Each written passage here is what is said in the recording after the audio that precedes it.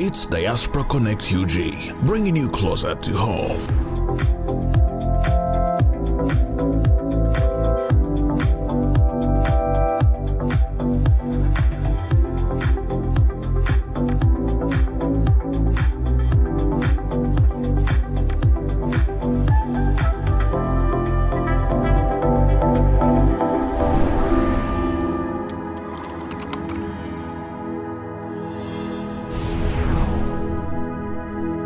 Diaspora Connect UG kwoli nkwaniriza webale nnyo kutugoberera, webale nnyo kulaba ebyo byetukuteerayo, program zonna nga bwe tuzikuweereza.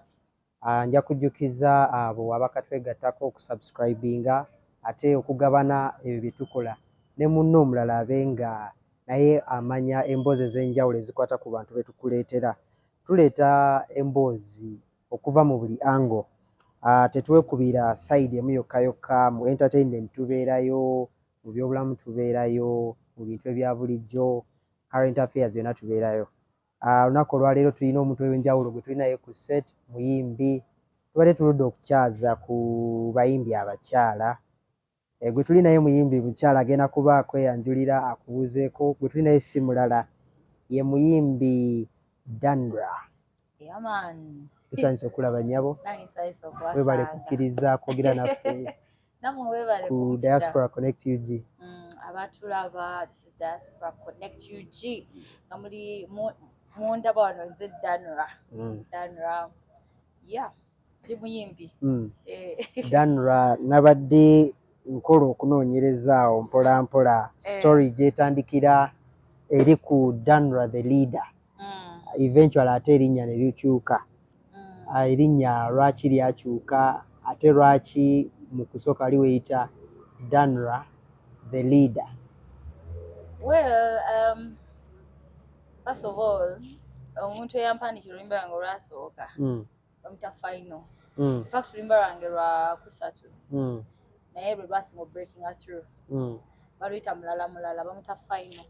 Kati twali mu studio nengamba Danra the diva, nangamba you really have an amazing voice. You are Danra the leader, diva bya buli omu. Ng'olwo leadinga kyolwo. The leader in the music, my voice, the versatile. He actually saw me even before I saw myself. Yes. So nangamba from today, wait Danra the leader. I'm still the leader, but so was like nenga abansaka bangamba the leader, nenpitaba. Yeah, and the other thing that's why I changed. Waliwo nga striking a music wange, waliwo yo entertainment a future entertainment, something like that. Yakwata music wange kati nemu bachita kubba music. Tugenda kujjawa. Yeah. So nga buli wengira ba striking, so I had to change to Danra play. Yeah. Erinnya lyo Danra livaawa. Omanyi ntera nnyo okwagala okuyita kale wano lye likola ssente naye nga nze omuntu ntera nnyo okwagala okuyita abantu erinnya lye amannya gaabwe. Kabaka yabeera n'amannya. Erinnya lye ery'obuzaale. Well, erinnya Danra liva mu Daniela. Daniela. Yes. Ewaffe tuli ba DDD. Kati bankugamba ki bantu bajjanga Daphne Divona Daniela bampita nnyo Daniela biki ebyo kati you know what Danra. Danra is a good name. I think if I do Dan and Ra that's a really good name. I got it in high school. Nalifuna high school nagenda okuyingira music nga mmanyi kye bampita. Eri ekika lyerabidde simanyi oba kabadde kakodyo ddibuuka. No, ekika bampita Nasuna Daphne. In fact bonna bampita Nasuna Daphne Mary Flavia. Ngoyina mangi. Yes, bakwa ku ID kuliko Nasuna Daphne Flavia. Yeah. Ow'olugave. Ow'emmamba. Gabunga. Sirya mmamba amazzi. Tambulira ddala ng'Omuganda engeri gy'osazeewo. Sijja kusobola sirina gookya. So Danra ebiseera ebyo ng'oli yonna gye wali oba mu ssomero ebiseera ebisinga career z'abantu zitandikira nnyo mu bifo ng'ebyo. Tulabye bangi nga bagamba career yange yatandikira mu band, yatandikira mu church. Inspiration eyo gye yava eventually gwe yiyo etandika etya? Well, natandika I could sing even when I was young. Oyimbamu ewekaweka mu kinaabiro eyo? Nga actually ndowooza mama wange tampulira. Naye nga mama wange abampulira akajja no kitegere mu bukulu. Nga imitate ba Shakira, Jennifer Lopez, bani omulala awo. Baali bangi. Emyaka ki egyo ebiseera? I was very young, little. Naye nga bwe nkugambye nze nga mmanyi simanyi kuyimba. Oyimba bibyo just? Yes. Then when I joined primary, I went to Namugongo Girls Boarding Primary School. Nali mu P4. Kati nga mbeera nga neyimbya naye nga abaana banneetooloola. Nga nina kana kayimba kenjala, would you be offended if I told you? Wasinga kwagala nnyo za luzungu. And mama nedda mama nga yali awuliriza every type of music. Kati nga music ankutte sikozika.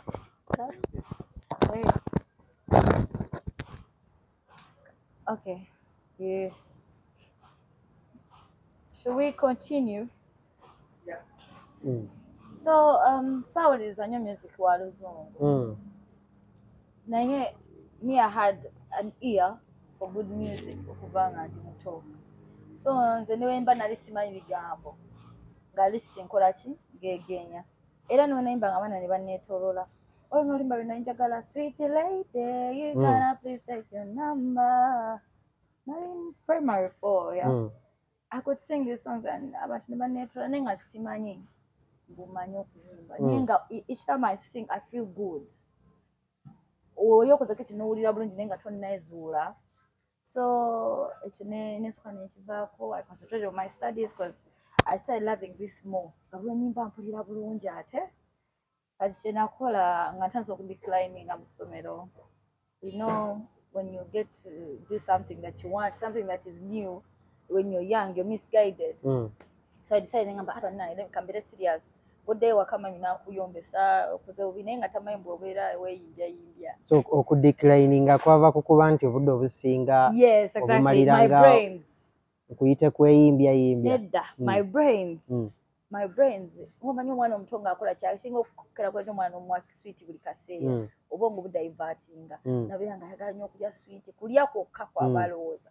So neebulirira nze nga nze. At that early age, after nga bamaze okunyombesa, I was like, yo, I need to concentrate. Then when I joined senior 1 at St. Cyprian High School, it's Chabakade, it's the late Bishop's school.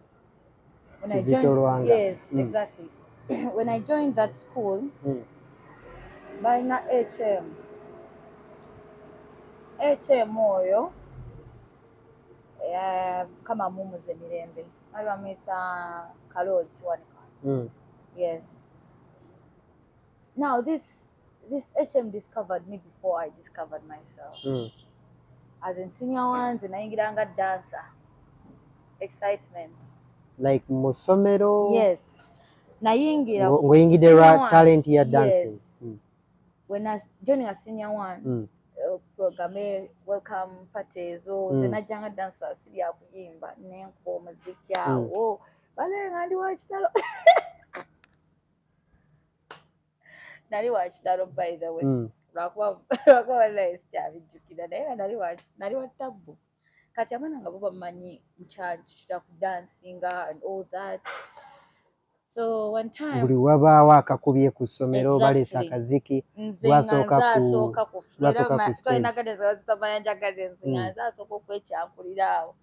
stage olwozina maganda oba mukwano nze nali dansi owakabi kwegabwe bend of wamutandika mangu. Nze nali dansi owakabi era buli omu yasoma nange akimanyi. Nali wakabi nnyo era lwakuba simanyi kyatuukako naye nali wakabi. Kati end of time twalinangayo retreats in ebyokusaba because it was a Catholic school. So one time I was with my friend Mariana. Mariana was really talented. Naye nga if abantu batagenda ku stage kuyimba naye nga tubeera mu dorm ne tuyimba byaffe, but people knew we knew how to sing, like our classmates, but not the whole school. So one time I'm in the bathroom showering naye nga mama kankoleyo oluyimba. That's the first song I wrote for myself. Waluwandikira mu kinaabiro ku ssomero ng'onaaba? Nali naaba. I got the idea, but it was a gospel idea. Ate gw'obadde olowooza mpuliriza gwe. Yes, I got the idea, but it was a gospel idea. It was a Jesus song. And nembera nkuwulire kye mbadde ndowooza engeri gy'okintadde mbadde ndowooza ti either oba yali mulenzi no. I'm going to come to that part, by the way. I really didn't. I wasn't so much in dating kusomero. Yeah. Yes. Kati, I wrote that song. I'm dumb. I got done with it. Then after the retreat, like first half, my brother and you break them down break. Nange wa father. Everyone nze njagala kuyimba. Womudda mu break nze njagala kuyimba. Badde nsaba onteekewo. Nangamba, if you have a song, it's okay. So I sang. When we came back from the break, I sang and everyone was like, what? naye nga byoyimbye bye biri bye wali oluyimba olwakugira nga at that moment ng'oli yeah, I still remember the song Jesus, something like that. I still remember Jesu, another S. It was called Jesus. The song was called Jesus. So I sang. That's when the whole school got to know that I know how to sing, and my HM. So from this day, our HM started supporting me musically. Nze muntu eyagenda okuyimba ne bataŋŋaana kati HM waffe yalinga asporting a talent n'abaleka be what you want to be as long as you're guided. You had to be disciplined naye ng'oli ku mulamwa. Yeah. So yeah, that's how I got to know that I know how to sing, and the school also helped me improve my talent because buli kaseera nga tukuba live band tugenda competitions okuyimba. nga gwe gwabeera team leader wali ku band. Not really. Sometimes ku band nalinga team leader, but ate mu school choir bintu ng'ebyo. I wasn't, because school choir nze nayimbanga, class yange yayimba. Every class had to sing. Oba maybe nga tugenza mu MDD. MDD, I was there because of course I had to be in every, because me, I loved music. When it comes to the part of Guimba, yeah. So I wasn't really the lead because we had very many talents, but I at least I was among the top talented. In fact, I was one of the top 2 talented students. Mu class over in the whole school. Yes. Certificate wafunayo nga mmeka otukira okuvayo? I have one certificate. Yeah, I have one certificate.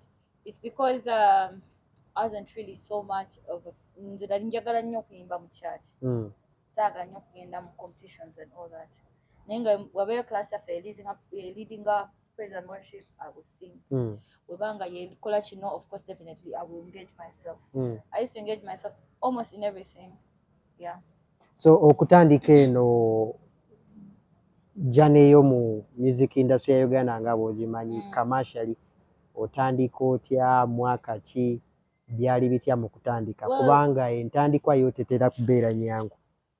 Before I started, naddala nga toli planned musician. Well, before I started, I think I was a planned musician. It's just that nga bw'omanyi endongo ye Uganda omuntu wakulaba n'akutyamu alina engeri gy'agiramu. Yes. Before I became an artist, I was a TV presenter. I was a TV presenter, by the way. Because natandika ebintu bya TV nga ndi senior 2, senior 3. Ng'oli ku TV kyolwo? Nakolako ku UBC, Come Alive. Nenkolako ku Magic 100, TSO 56.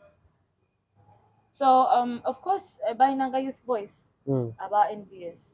So sometimes I could go there. Nemo featuring. Yeah, net featuring to the crowd. That's how I met most people in the media. Yeah. So that's how I started. So I again oyingira industry. I'm senior 5. Like music. I'm senior 5. Ne salawo ningamba I'm leaving the presenting thing, the media thing. Let me concentrate on my career. So did you record your very first song ng'oli mu high school? Exactly. My very first song was called Drop Your Energy. How I got this song, you know Alan Hendrick, Bebeko's son. He is really my good friend since high school, by the way. You went to the same school? Not really the same school, but we have been childhood friends. Let me say teen friends till now. Yeah. So Alan yantwala mu studio omulundi ogwasooka. Alan omanyi Alan yayimba nga tata tamanyi bw'ayimba. So I could go with him. So this time around told me, he calls me Daffin. Tugende njagala ompakinge muko. Tugende mu studio. Ne mugamba tugende. Studio ali awo Kyebando. Tugenda ali recording. N'engeri gy'osonzeewo n'ondowooza nti Kyebando ali wano kumpi. Ati nzijukira kati tusonge eno ndowooza. Kyebando. Kati tutuukawo yali yeeyo ng'ayigirawo tambulawo. Yali ya muyimbi ki studio eyo? Nzijukira producer bamuta Sami. Oba Sami. Sami Records. Oba bayitira Sami Records. Her producer bamuta Ricky. Yes, I recall the name. Ricky. Nchikolo limba Alan. Kati ko Alan n'agamba producer yono omwana agenda nemugamba ko amanyi yimba. So specifically gwali ogenze ku backinga. Kumbe Alan I think yabadde already ayogedde nani the producer, because I wasn't really into this thing of recording, so I recorded. Yangamba genda oteeke ekyoyina mu mutwe. Kati that's a song I'd written in Form 3. That's Drop Your Energy. This is the song that I wrote. My into high school, abana babeera datinga, bano balwana, all that. So our school was really strict ngatekkiriza coupling. But because somero g'Abakatuliki go gabeera strict. Ngera nakusanga ngo coupling go problem. Kati Drop Your Energy. Kati Drop Your Energy was all about what? Well, naina omuvubuka nga nkwana. Ekuga wasalawo mugobeera mu luyimba magezi. Nyumiza mpulira. Kati naina omuvubuka nga nkwana. Nenga alina abawala somero. Kati nze nayi mu senior 3. I think I'm senior 2, I think. Bo batera kubeera waggulu. Yes, senior 4. Dating mu O-level. No, na dating nga O-level. Mbadde manyi nti mu O-level myaka gye wabeera mu O-level tewa datingako. Na dating ate na dating omuntu ogwo. Ate n'aleeta ebizibu ko gwe. Kati naye ankwana naye nga omanyi byekiyaayo nze naye simwagala naye nga just njamanya kiba kitya okubeera ne boyfriend ku ssomero. But I didn't give him time though.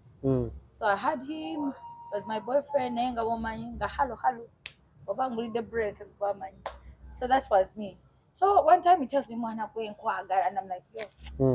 Drop Your Energy. And I'm in my head I'm like oinayo abana ngabasatu bemanyi. So I sat down and I was like, yo, let me write a song. I wrote it was called Drop Your Energy. Drop your energy. So that's the song I wrote. Susan Muganda Ushiva Mukwanogo. I wrote the song. Mandaba. So remember, I have this song, Kanduimbe. So I recorded the song. And they liked it. That's how my music journey began. I fell in love with the song, like listening to my voice for the first time, recorded. I felt so good. But I know really bulungi. Ninga mama wange. Okay, it took me some time okugamba mama wange and uliza nze come headsets. Toyinaako bantu balabe waluwaako mikwano apart from your parents. Alan, Ricky, and a few friends, of course, that I schooled with. Naye bano abalala. So my mom named me and Mommy, I made a song. I recorded a song and I made her listen to it and she loved it. My mom was my first fan. I was like, Lulungi. She was so happy. Then time nga njagala kukwata videos nga mpulira njagala. Nga sente zigikwata zo weziri. Ndi mu senior 5 anti. Kati ng'omuntu gwe nnogenda okusaba sente taata wange. Badia. Response ye yali etya? I was, by the way, it's a kuvada. I am so bold. So my dad knows this. Because I remember when I ngenda ofuna mulimu gwange ogwasooka ku media, like how I started ngawe nga mina representer before. Waliwo omwami bamuyita kakuteekeko emabega katono. Waliwo omwami bamuyita Matovu Sulaiman. is it akola ku bukedde Matovu Sulaiman oba neche oba Mutebi oba ki Mutebi Sulaiman oba something like that. Mutebi Sulaiman teyali reporter Something like that. I think he was a reporter. So he comes to Chiwatule because nze banzala Chiwatule. He comes to Chiwatule nga agenda kusaka mawulire. So mama nga batambula bino nangamba bana mama wange yali batambudde genda kukola ki sense sasa kati Mutebi namugamba oba wali amawulire gonna namwe namba yo ontegeezangako mama inangamba ono waliwo omunamawulire namusanzeyo nampa enamba yaabwe sitenseni yadde agenda kukwata mawulire nemugamba kati lumu nga tuli mu holiday nemugamba mami mpa ku namba nagamba nti ino banagiteka naginoonya nagimpa saakubira Mutebi nga ngenda omulaba nagenda bugenzi waliwo omukyalo omukadde yali nga ku reception awo simujjukira linnya naye yalinwo nentuukawo nemugamba nensalaako Mutebi Sulaiman olina appointment naye nga mukambwe nno olina appointment nemugamba nedda ngaayogera nga okitegera oyo fiya naye nga nange sigenda nagamba naye kati waki oli bwotyo nga atalina mpisa my how old ladies want to put discipline in you wagendera mu budde kiwo nagenda ku makya sawa nga bayimanyi wagenda lwaggulu oyinza okuba wamusanga yali akooye bwali budde bwakumakya yagenda nesaza akakondo kange ne kadress kange sirina budde nze tukyali mu senior 5 olwo nali mu senior otugeza mu senior 3 senior 12 before recording the song yes nengendawo nemugamba nze laalo Mutebi Sulaiman Mutebi niwamukubira nogamba waliwo wano omwana omuto akunoonya Mutebi n'abeera insecure nagamba naye kati omwana omuto anoonyezaaki so ekyali kikututteyo munoonya yali nali ngenzeyo kumunoonya kati kwe namufuna nagamba naye kati muwala nemugamba esooka ddala tumumanyi naye wajjako ekiwaatule ng'oza kusaka mawulire n'ogaba ennamba yo kati mu bantu bawa ennamba yo mwalimu mami wange so nagimusabye nina ebibuuzo bye njagala okubuuza nemubuuza njagala fuuka TV presenter njabeera mu media nkoze ntya nagamba first of all I cannot really do so much for you but I can teach you how to write a program proposal because you don't have documents is a degree obimanyi so Mutebi told me to come back the next day with a flash and pick a copy. I go, I get ideas from there. I was really smart by the way. Era Mutebi yampa namwa flash nateekako nefuna copy nengende waka nengifuna hard copy nefuna ideas from there. That's how I got my TV jobs. So what the waka you started writing your own program? Yes. I got ideas. Yali yakugitwala still ku bukedde. Oba bwe wafuna idea eno then unafuna idea nali wagiteeka walala because I was looking at TVs that don't have really a teens show or a show that I want. So I looked at TVs that didn't have that particular show. Because look at the Yaina, Gunda obvious Yaina. So I got UBC and Magic 100. And I remember my producers who Magic were Akan Ernest. And on UBC it was a lady called is it Justice, something like that. Yeah. So that's how I got the confidence. So already Nalimu media, already that's how I started my journey. So back to the studio, I wanted a video. So I was too bold. My dad knew that I was bold because no one ngenda ku bukedde na kusaba ye transport. Nemganze njagala genda. Nangamba oyagala genda omanyi ya nemganze mpa transport. I was very bold and sharp. Ogenda kolayo ki? Ekibuuzo kye yambuuza. Nemganze ngenda njagala kubeera ku TV. Nangamba why kwata. He was supportive. Naye nga ayina omutima ogubeera back nga bane my because tuli bawala beerawo nga you know ewamu oli wakumeka ndi wakubiri abawala 5 omulenzi omu yeah so nengenda awo nemugamba dadi nakoze olimba lwange Alan yantute mu studio. Now at home they trusted Alan because Alan ye mumulaba oyo Alan kuva dda ali responsible. He's a responsible friend, very responsible. He knows what friendship means, what brotherhood means. Yeah, he's a very good person, and if it's Bebeko that raised him, I give him his flowers. Yeah, if it's Zoena that raised him, I give her flowers. He's well disciplined, so that my parents loved him because of his behavior.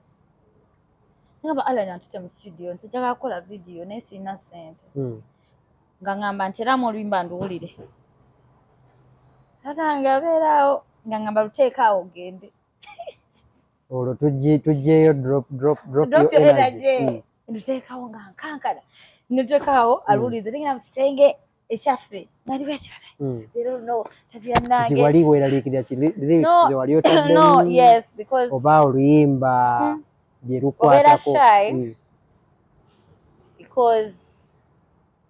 Obeera shy because you're singing a love song and you're young. Ate ne story eri yalimu eyagundi Susan simanya nani. Mulimu erinnya kati erinnya erimu nga lya stepmother wange. Kati nga bipaniki eyo. Okitegera? Niyamba, koze ntya. Naye surprisingly my dad was like, Daphne, come here. And nentuula nangamba, so how much is the video? So did you have any idea? I didn't know. Like the money that is required to record? No, I didn't. Nze just them ga mitwalo 2. Mwaka kyogo. 2013. Mitwalo 2. Okitegera? Gali gasobola shootinga video ekyebiseera ebyo. Anti kunyumiza nkamugamba mitwalo 2 anti kubanga nze naye simanyi. Kati nga ngende ewa Ricky nze ngamugamba Ricky dadi wagenda kuba sente. Angamba sente ngamba nze namusaba mitwalo 2. Kati Ricky yalina mukono we 5 Pro. Mugamba atujja yiiya n'akwata XP. Kimu XP? Yes, XP ne shooting ya mu town yawo Makati. Yes, ne tukwata video no yali nnungi. Tweyiiya awo ne video yali nnungi. Kati ne tugikola ne fuluma then atawo nengwako mu baana awo abaali batandika okusoma awo abaana abo abaali bali ku ssomero waliwo essomero lya media awo eryali awo Makerere. Crane Media Institute, yeah. Kala dera aba Crane nabo ne baagala balukwate de baronona bwononya ate nga video gye baateekayo by the way. But the first video is better. Kwa ya Crane yosagisasulira.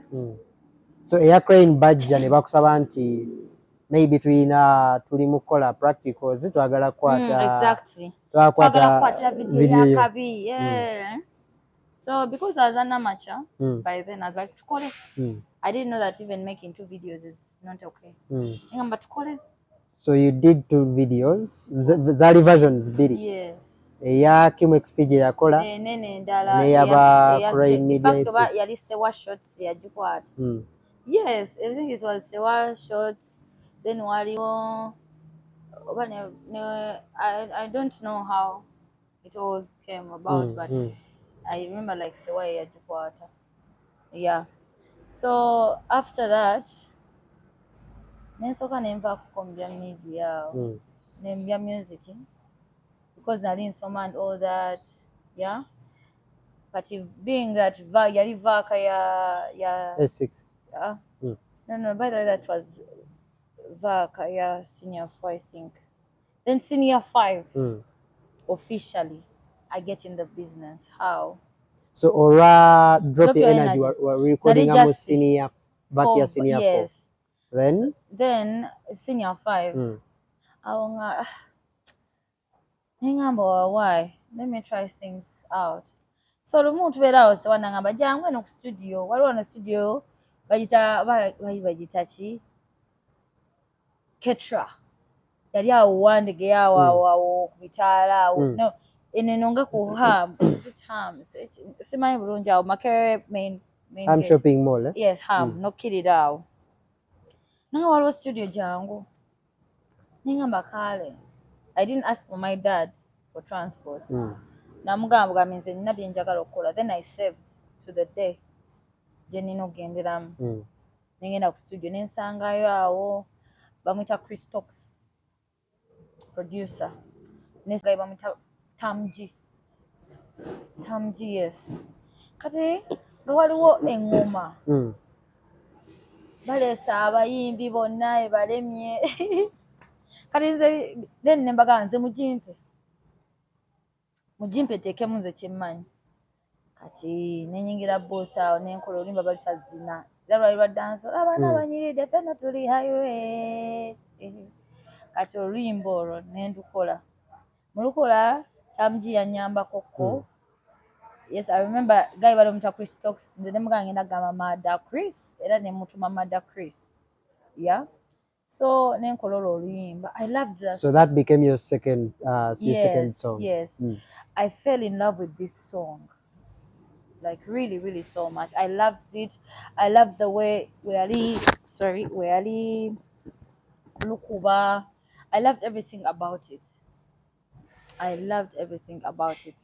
So Olimba wetwala kuba, everyone liked it to an extent that betwali nabo bali bamanyi MC Passy. Simujukira ni Jimzo. Yes, elinya njikidwalo guy bamuta Jimzo. Ngani mukwano gwa Thurmbs.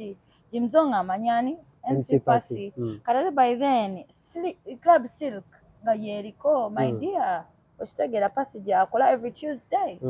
Campus 9 DJ Hats. Ngabagamba tugende to premiering. Nina audio nkujjukiza. Anti namba nena kubuza mayibo gena premiering chi video. No, from little gwaffe gwali already guli activated. Mwali mugenze premiering audio strictly. Banaye buli omwana na story mu ndonge. Kati ngayenda ne ba Jimzo sewa team yonna. Kati ngangenda ndabogera ne Passy. Passy nga agamba, you know what, kale leero kiyinza obutasoboka ne tukikola next Tuesday. Nga bageza okugana ne Hats awo, Hats nga asooka azala wamu kubanga Hats ye yaliko okitegeera ate nze simunenya kubanga anenga nze nandi mutono like nnyo okusinga kwa by the wano nga ndi mumpi nnyo nga I'm really just a school kid anyway. Nga nze nakale neera ndabika bulala. So they gave us the next Tuesday. Naye kati byonna tonambuza excuse kijjo wa taatawo. Ngove waka. Jimbulire. Kati because my dad knew I'm in the media, ngamugamba. Tugenda n'aba TV tulina show gye tugenda okukwata ekiro. Nze presenter. Nga muyina show gye mugenda shooting yeyo excuse gye wamu ba reason gye wamu. Yeyo. Kati tatange because yali ayaga nnyo kale omanyi tatange yali supportive wadde yalinga akambwalamuko nga gamoke genda. Kati ng'olumu akwa ku ssente ze zampisangamu by the way. Kati nga mugamba tugenda kukwata show. Nga makale genda. Nga ngenda. Kati olumu because nali saagala mu a hard time nga simusaba transport at all. Bagamba basewa sina sente. Nga bali be bakuyiyiza. Yes, nga magamba sina sente. Naye it's not because mbuti yayita sobola. Just naye saagala neetamwe. Because kino ekintu kye nali nkola nali mmanyi basewa tebayinaamu nange sirinaamu. And I definitely don't want to make him get fed up of this. I want him to keep the positive vibe. So ngamba. So the next Tuesday ne tugenda. Eno Tuesday waliyo Rodake. I think waliyo Palaso. Abayimbi abaliko. Sigwego omwaka still DJ Hats mwe bakolera. I know limba yakola ne ba Rodake abo. Mwalimu ba Edith K, mwalimu. Exactly. Mwalimu AK. I think it was Rhythm. Rimba balita Rhythm. Yeah. So jeje myaka jenyine. So 2016? 2015 now. 15 yawe wati. Ngenda baninya ku stage. Zikana imka top ka red, ka patron, nika checked. Start kanti mchwata ne sneakers. Nganyimba. Nganina energy. It was very unmatched energy by the way. Very unmatched. To an extent that I got a team from Club Silk. nenfuna entry nga ya bwerere nenfuna nga bwogamba otuuka ali ku mulyango n'ogamba ddano oyitawo buyisi. Then I got funds, I got a WhatsApp group that is solid. Kati awo ate ne wayingiramuko kye bayita ekibeera. Nga kivudde ku sayidi ki? Yali sayidi oba yarodake. Nga waliwo batandise okuwa nnyo attention. Byali bizibu nno. Oli mupya. Naye lwakuba kale sayidi ya rodake teyaleeta nnyo. Kati ate awo kati nembeera awo nga nsoma and all that. Kati wayitawo like I think 5 months. Wajjawo omwami bamuta SK. SK yali Dubai. SK ono najja ewange nagamba we want to work. Ku WhatsApp nga ndoza asaaga. So ng'ayina WhatsApp group ye ng'ayina abayimbi babiri bayagala londako nze with someone else. Then mu group ye ne balondawo nze. Mukulondawo nze nagamba ogendagenda mu studio enkya. Nga waliwo omuvubuka amuta Shan yali akola ku ABS. Nankwasaganya like nga ye ground manager ye ng'ali eri bweru. Kati eske nantwala nafuna writer final. That's how I met final. Nafuna writer final. Natugende wa Lex Logic. Final nampanik luyimba lwalita mulala. Yaluwandika Wendi. Mukulu wandika nga Wendi n'alumpa n'angamba genda olukwata omala okumuwa. Nalukwatira mu lunaku lumu. Nemugamba kati enkyanzi. Nengenda the next day nendirecordinga lunaku lumu. Mwa recordinga si wa Lex Logic? Yes. Nendirecordinga mu lunaku lumu in like an hour, but it was perfect. Kati that's where I get the name Danra the leader.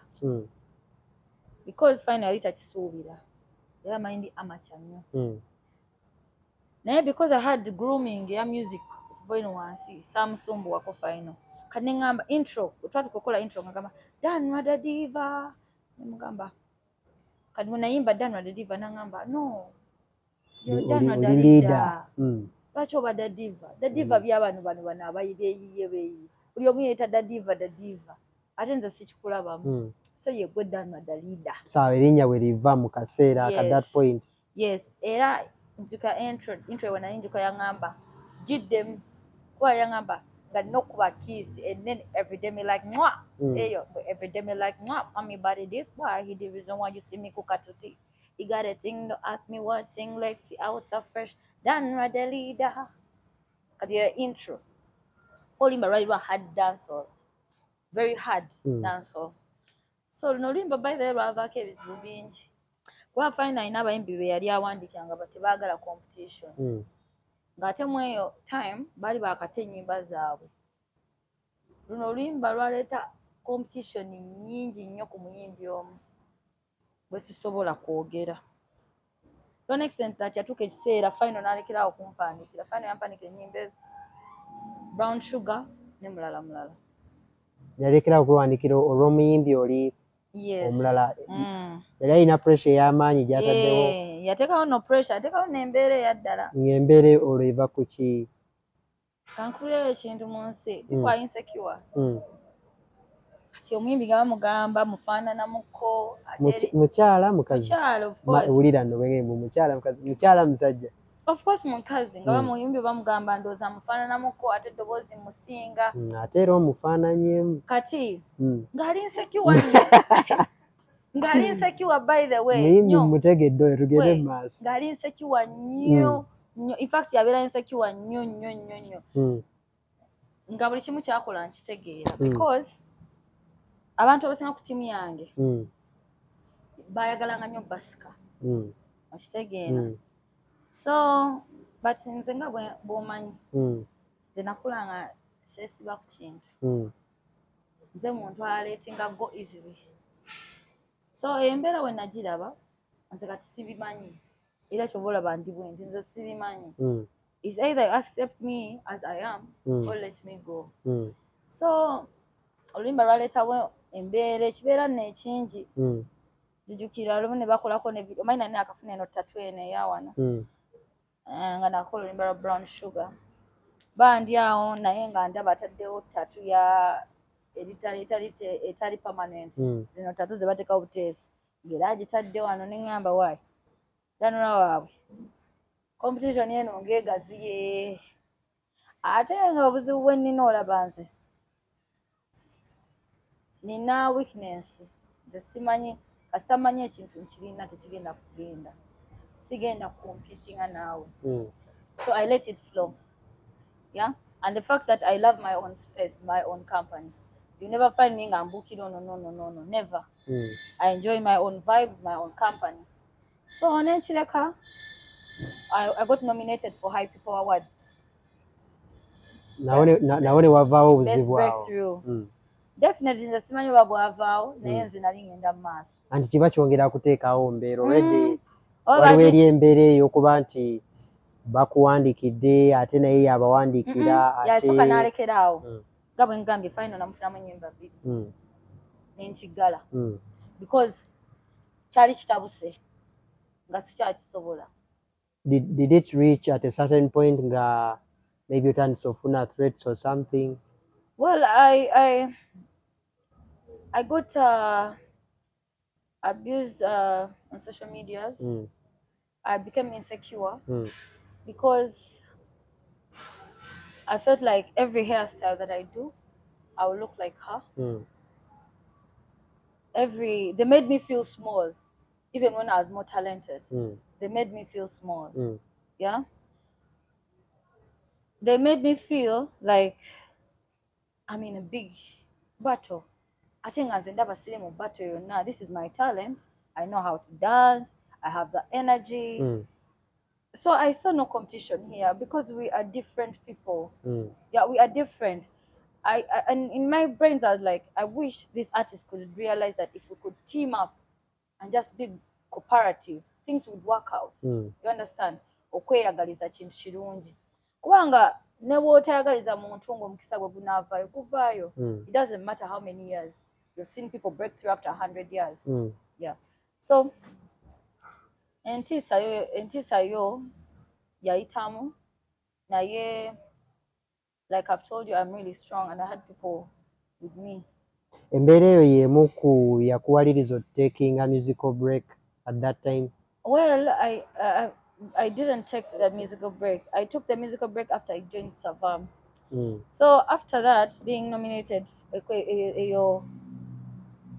People Awards. Yes, High People Awards, because I even had the video. I had videos, even Brown Sugar and Jikozi. So I was approached by some guy called Roche Moze and Dagi Arts, something like that. Nibangamba baina record label yaga kunsigning. That was SAVAM Music, Omwalida agent. Now the journey with SAVAM Music is really a hard one. However, mulimu n'ebirungi. Awo embeera we yatabukiramu while ng'oli mu SAVAM.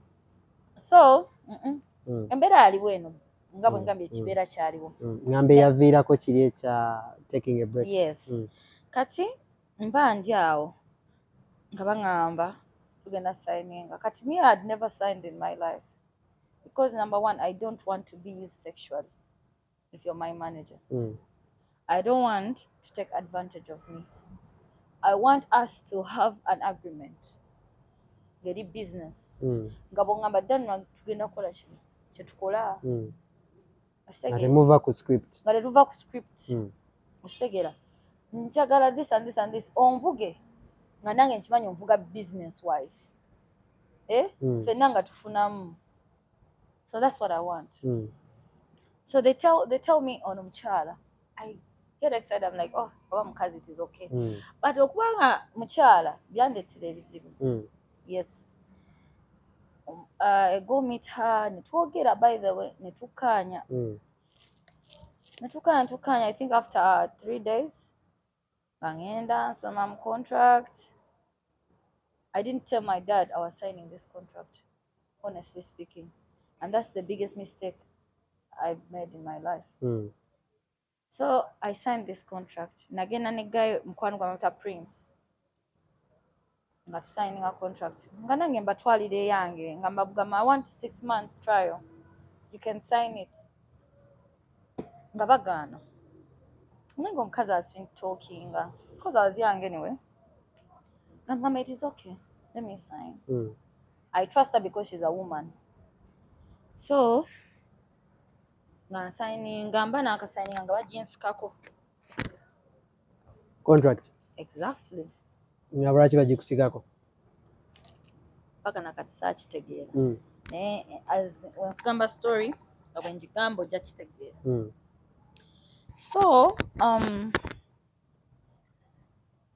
nga tutandika okukola saakitwala nga kikulu. After like a few weeks nga ngamba daddy I signed with SAVAM Music. Yes. But ngamuza naye contract ye wagisomye mbulungi ngamba nagisomye. Teyakubuuza ate SAVAM bye biki? SAVAM atavuddewa. No, I explained to him. Nangamba nakola kibanga kikwisaawo ne copy ya contract eruwa because atange era kola Ministry of Justice and Constitution. Copy ya contract eruwa gitwale ku balooya. Nganjina nganza ngamba omukyala daddy wange munaye abadde asaba copy ya contract. Omukyala yangamba kati omanyi kati tashifra bambi yali baawe yalina buzibu. Daddy yagitutte bagisiiringe. Kyekyaginyakuzaawo mu nkola eyo. Nali maze osayininga bwe bati ne bagiyinzijako bwe bati tebaginsikako mu bwe bati naye nali maze osayininga bwe bati nandikutte ne bakola bwe bati tebanzikiza dde nogyembracing oba ngisomemu neera naye nga batata wange wenagenda gisaba copy. So they only gave you one copy? None of those copies. Wambadde manyi oba osayininga bagenda leeta copy bbiri zonna baazireeta bagamba zisayininga zombi n'osayininga osayininga kwesembayo then ne bagi. Yes, thank you. Ne baginzijako naye nga nkujjukiza mu kusayininga wano fayino yambriefingako nangamba fayino yayogera abamumanyi bulungi fayino ayogera akuvuma akujerega naye gwe obyosayininga obimanyi nga nungi mukazi nangamba omanyi fayino teyampa mbu sayininga oba nedda yandekaawo okitegeera ng'agezako okundaga ekirungi n'ekibi okitegeera nengamba anyway kankikole ki ansayininge kati ngenda ngamba tata wange bangambye bagigenze gisiiringa tata angamba Daphne oli serious n'obulamu bwo. Do you know what a paper can do to your life? Ngamba daddy I'll talk to her kati ngagenda alaba kale simugamba simulaga embeera mbi okitegeera naye nga mbeerayo n'enguma kati nabeera mu SAVAM eno naye nalabirayo ku nnaku wadde n'ebirungi byaliyo. We had very good moments, but we had become family. I started loving them. Yeah. Kati the fact that the agent oyo yafukanga brother wange. But almost all the time mbera naye ne tuseka ne twejerega ne tugeya. You understand? So but business wise ainanga obuzibu. But you cannot speak about what is hurting you. It is dictatorship. Olina kuwulira kyokka bali kye bagamba. Tebabawanga budde kuwulira mu abantu bwe tukola nabo bali mu mbeera ki ekimu kitambula bulungi. Yes. Kuba wabeeraawo enjala neekulumira ku SAVAM ne bakuleeta akanaanansi si mu bubi. N'akanaanansi n'okanywa. Olunaku ne luggwako. Amina nga kakutuusako mu budde ne Rolex. Nga bya breakfast oba zanti kati nze nali ntuukangawo ku 8 kubanga David yayimbiranga kiwaatule nayimbira watata wange. Yes kati ala agent ye yali abeera Nasara nga birala musagala kwogera ku agent nzisobola okwogera ku nze so nga birala muko that was bearable because twalyanga emmere ewaka that was very bearable. But waliwo moment emugisobola kwerabira because me ng'omuyimbi olina ekintu kyoyagala okufiiringa ku mutima okiyimbe. Like the music I'm doing right now is the music I want to do. The art that I'm putting out right now is the art that would have made money back then if I had a potential management. So were you forced to do something you didn't want? Yes. Twaliko mu studio. In fact, nzikira agent yo yansevinga nnyo by the way.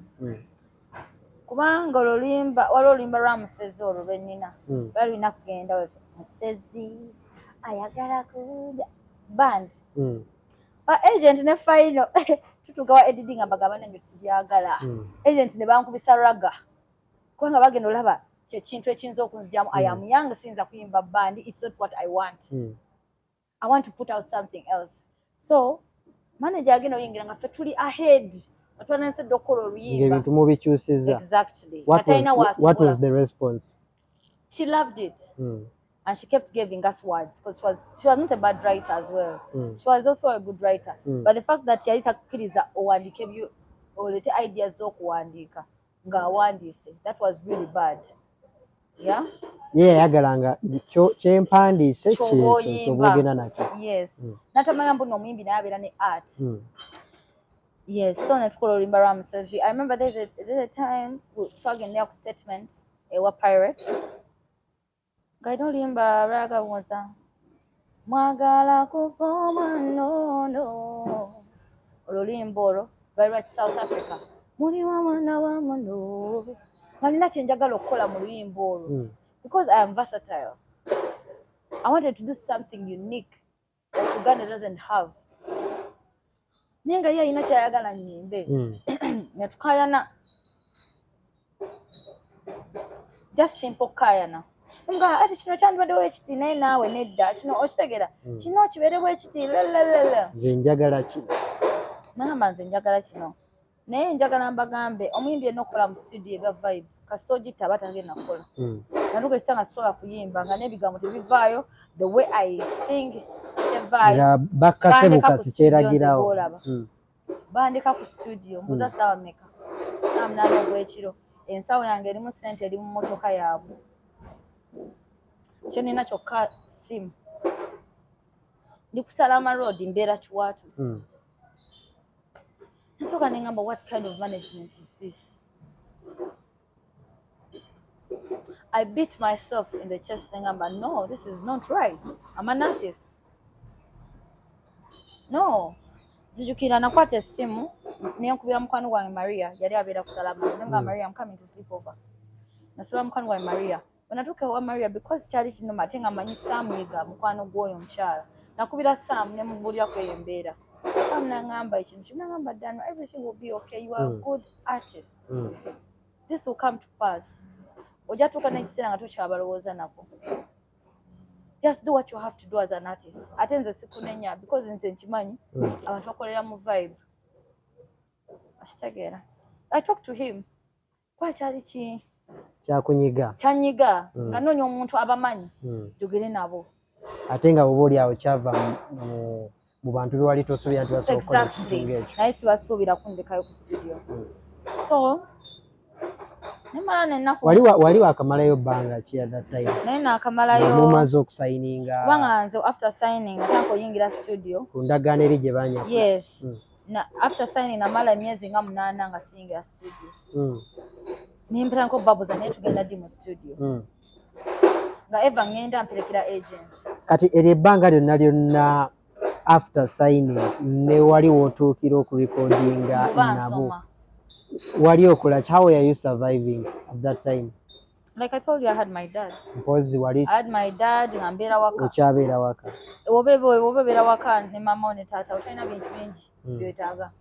Transport kutuusa wali kukomawo. Bo tebaatuukanga ekiseera ne bakubuuza nti naye tulaba eno gye wakasayininga ogenda buli lunaku naye tatange yakimbuza nga tetulaba tatange yakimbuzaako nambuuza naye ojo oli bakuwa ku ssente okola ku ssente nga tukola you know because nali si kyamusaba ssente anti to feel comfortable kadada si omuntu akubuza sente zo zirwazo okoze zizo nezo omusabye zizo za yakuwadde kati because amanyi okola ng'oswala okola ki omusaba sente so I did not at any time ask money from my dad so yachimuza nga tukola and all that munange ne bangamba 8 months bachan studying tukyala bengeri gy'obeeramu ngamba why sika studying ne bantu Sanyu katebe jukira banfuna ndi ku nominating kwa people awards nga tanso gena maaso era by the way kintu kyatwala nnyo emabega award wasobola giwangula oba no I didn't but at least I was a nominee yeah. Who won that award at I think because I was there with Kentan Flosso it was around this guy ate oba hibiza nga tetumumanya mumanya fena tetwafuna yali munyarwanda yagifuna kati munange ekintu ekyo kyanzaako emabega because I started to progress era kyawanyo bakompetita bange gap okweyagala because I was going to a year without releasing a song that is different in fact I was there SAVAM naliyo 2 years releasing a one song ebbanga liwamala mu SAVAM music thank you na releasing a one video wa releasing oluyimba lumu we were recording after 8 years rather 8 months ngomazo signing that was that song yes because nakola oluyimba lwa style jazz mavuko ya luandika but I think try to put another year after Musezi release after Musezi release twakola oluyimba lwa style then netulutera mu audio then moyo process yani nkola oluyimba gyo ngambye webandika ku studio ye baluyita batyo oluyimbo tebafuluma nakufuluma bali baluyita mwagala so that means toyina luyimba na lumu we were recording under SAVAM I have a song called Musezi we local in a video were recording after this scenario after the 8 months no not after the scenario but before the scenario yes before because twakola Musezi I don't really recall over it's after all I cannot say so lwimbo lumu lwe wavaayo nayo lwimbo lumu lwenavaayo nalwo mu video then lwenavaayo nalwo mu audio rally style but I'm not entitled to it yes so net recording then after mwagala that incident ningamba why can't uzemu niya netutuuza niya fenna manager abitadde mu feeling yalina okukwata video ya style nangamba nze Danra sigenda kukwata video eyo wanyiziza kitegeera business nagimixinga mu ki feeling ningamba bannange kati nkoze nti this tormented me I was forced to be extra humble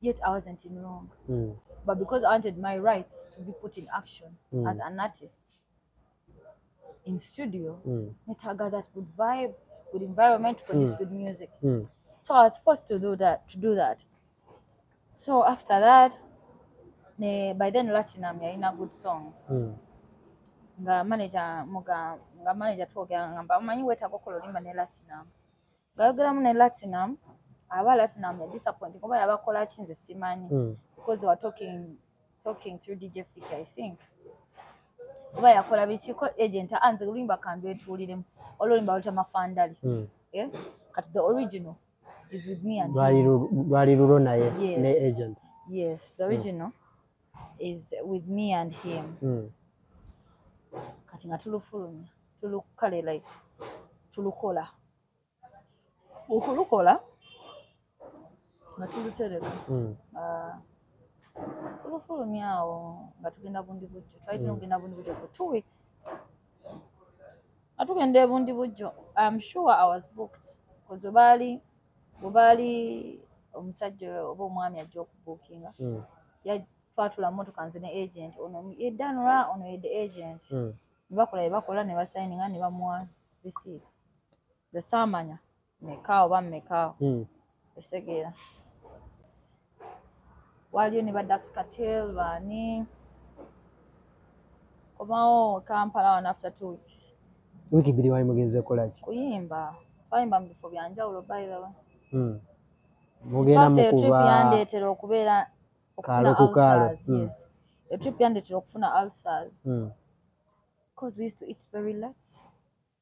Very late. When I say very late, no control, you cannot move around. Nga weegoma ne Dax Cartel abagenda ne basamba omupiira ne babirangi bala bongo obeegomba ngamba okay, it's a trip, we shouldn't be in our rooms. In fact, our rooms, the boys had their room, nange nalina room ne manager. Gwe yaliko amateeka amangi wekawekanga fenna twaliko amateeka ddiya. So ebyo nno tebyandibadde ensonga. Ne tukomawo e Kampala nga tutudde awo for the first time nga mmanyi kale leero ngenda funa akasente akategereka. Tumaze wiiki bbiri tukola because there is no way I could explain to my dad that I'm broke. No way.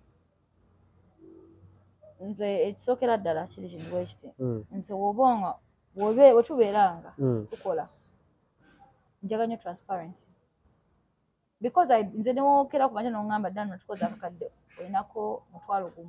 It is okay. Why? I believe onteekamu ssente nnyingi okusinga nze nnyinza okukolera essaawa zino naye nga tuba mu maaso sookola ssente ezisingawo okitegeera. So olwo 1,000 oba olumpa oba $1,000 lumpe oba tolumpadde ngamba tetusobodde lwa nsonga eno n'eno. I am very understanding. By the way, abantu abakoze nange bammanyi ssente tezimalaamu nnyo okusinga omuntu lw'anaasirika n'akulekanga olowooza ebintu ndowooza birala. Then I get this because nze bukyangambira mu SAVAM sasulangako ssente ziri awo. This is the time I was booked ogenda awo ku balance mali iri awo wa Kireka ne bampa I think oba $1,000 endala nga transport ate kwaliko payment yange ne transport endala ne bazitwala. Ezaali nnyingi naye sijjukira mmeka.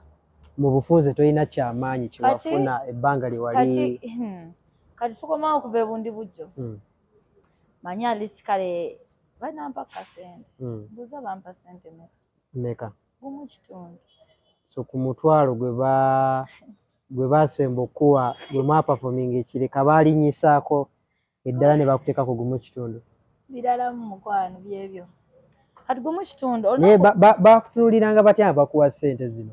Omukyala yantunuuliranga n'azimba bazisindikiranga ku mobile money yaŋŋamba Danra kwatira nga tomubuuza nti manager ate zino otandikirewa weebuuza kuba oyinza okuba jjukira ebbanga lye mwali mumaze nga mukola wiiki bbiri mukubye gigi olina zijukira twagenda waliwo akamome k'osuubira basooka ne bakuwayo ezaalanki kireke mukwano ezaalanki twalyanga ffenna nga bebasasudde bebasasula bakuwa pocket money obeeranga tetwabeerera eri nga Dax Katero ye manager wamuwa tetwali eno nga batutegeerera so bakuwa $1.5 gwo weeks 2 ze mwakolera ebundi bujjo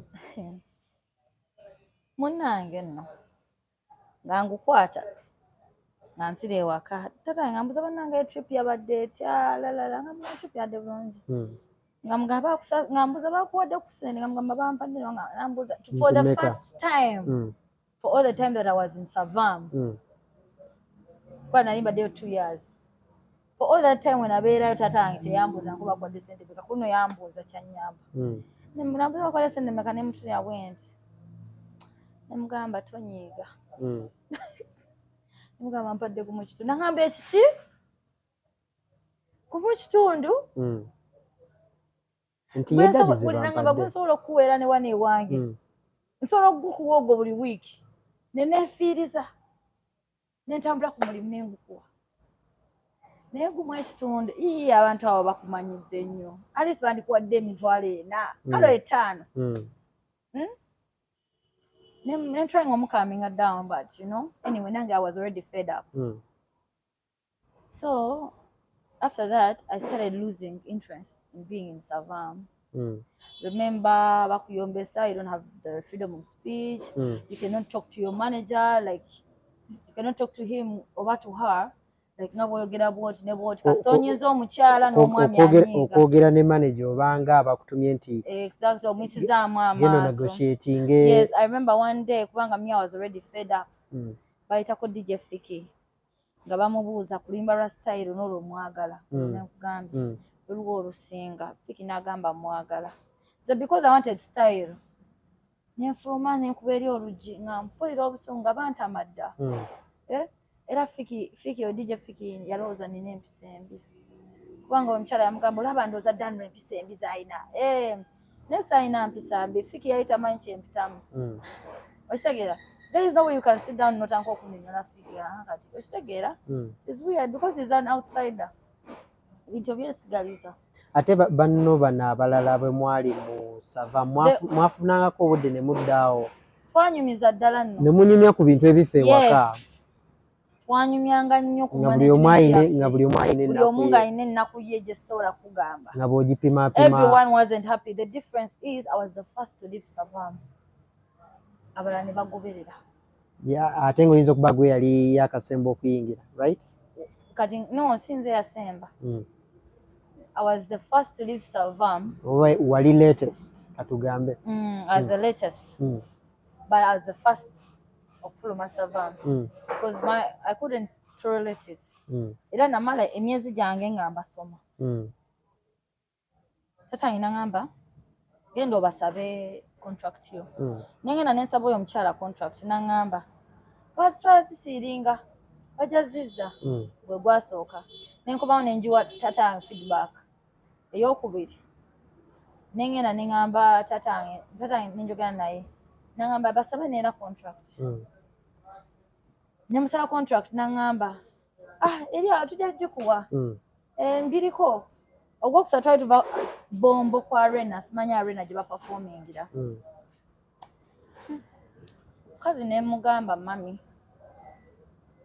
bane nsaba kuki ku contract yange nga ndi ku luggi bwe nti kuba yali mu motoka munda mu TX nemukwenda kananga mami azinda mami bane nsaba contract yange muzeeyi aginsaba yangamba ekigambo weekiti tesiryerabira sigenda kugikuwa kubanga tolina kyogyetaaza tolina kyogyagaza nemugamba okay kanzire mugambe nga bwe yakiŋŋamba nekigamba muzeeyi wange nze nali sirina budde Tanga bwe yanyiigira I had a friend gwe sijja kwogera for safety reasons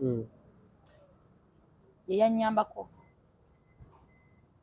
with my dad kane tutamuza ensonga ezo mwasalawo okutekinga legal action netumiitinganga lawyer with my friend lawyer n'abawandiikira because I had the most reasons for leaving the company yes lawyer wange nangamba nali sigenda vaayo lawyer wange yabagamba wemba temutuwadde contract tetugenda shootinga video y'amafandali namwe we have put our working on pause review our collaboration on pause kati omukazi we yankubira essimu nemugamba munaye nga bwe nagambye yabadde agambye muno emba temumpadde contract tugenda kukola ko yeye kale Danra bwatyo kale Danra ngenda kugikuwa ne bayitawo ennaku bbiri yali shoot ya mafandali that real day we namukubira essimu bagenda musiriza bajja mu party zange gundi agent kwe kulukula yekka eventually ne bajja mu party zange the video is in 2 days ekitegeera kati nze nga ndi awo ninda twogere because yankubiranga Thursday video ng'eriyo ku Saturday ku Monday nesanga ku buli TV nga bavuma nze nga bwe nina amaalo era live wayawo ne basooka ne bampa ebyange ne banjagaza buli omu ne bagamba nga wenneekuba ku bisenge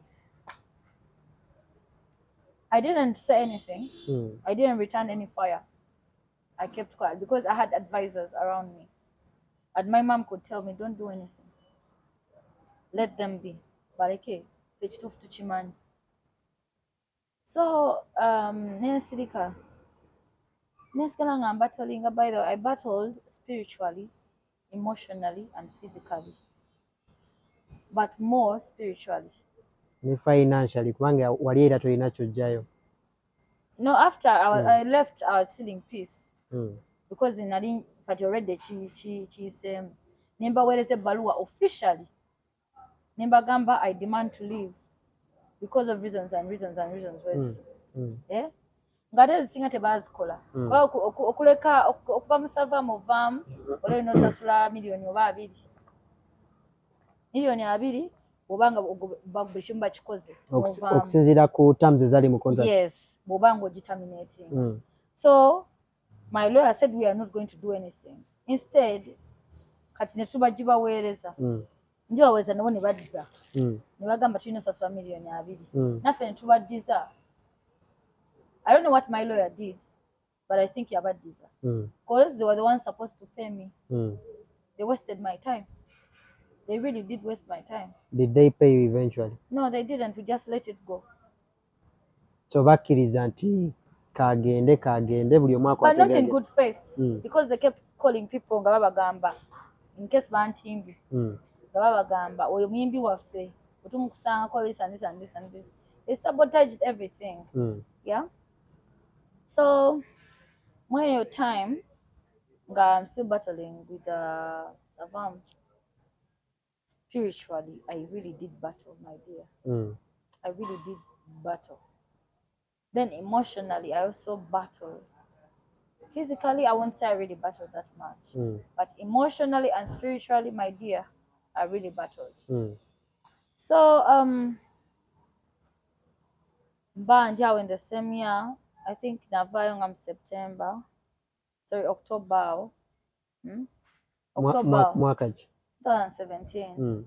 October, November.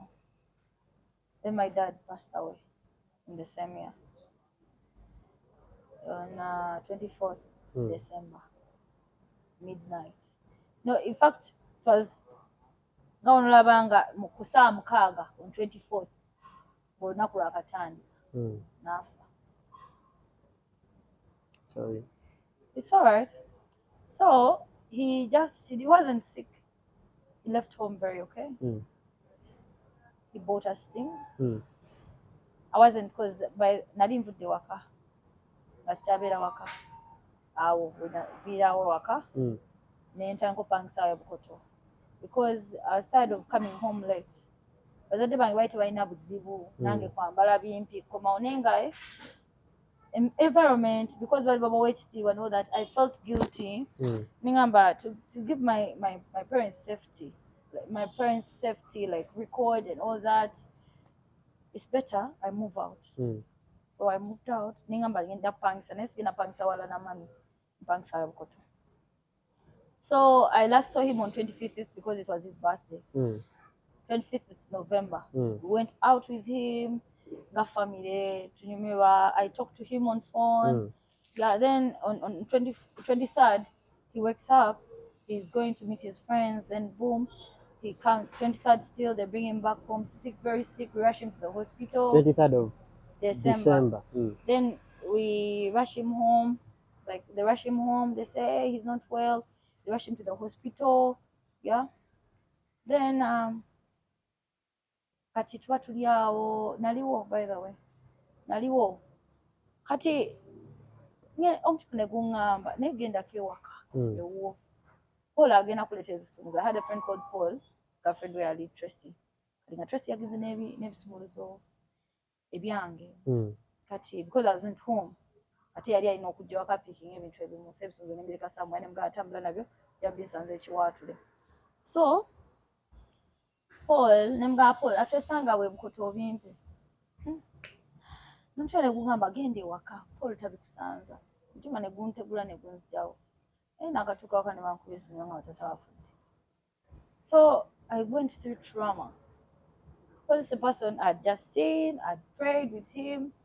So when he passed away, I couldn't believe it. I couldn't even think.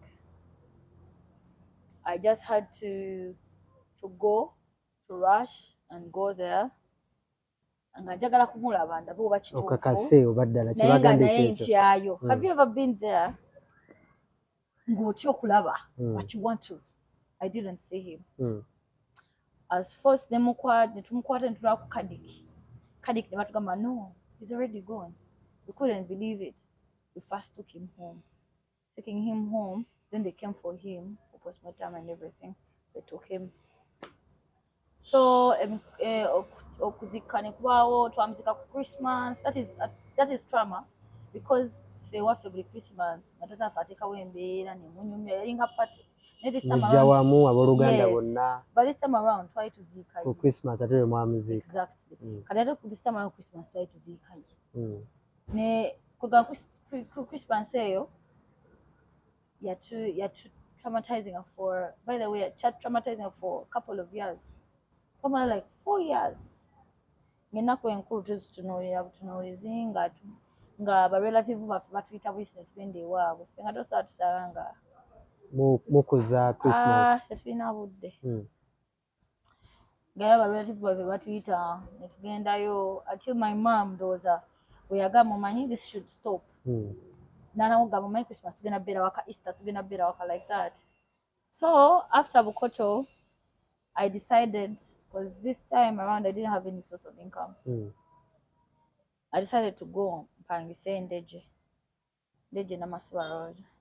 Nembeerayo nenga mbeera mu nyumba nenjitya. Isibeera mu nyumba, I get traumatized. I decided to take a break from music.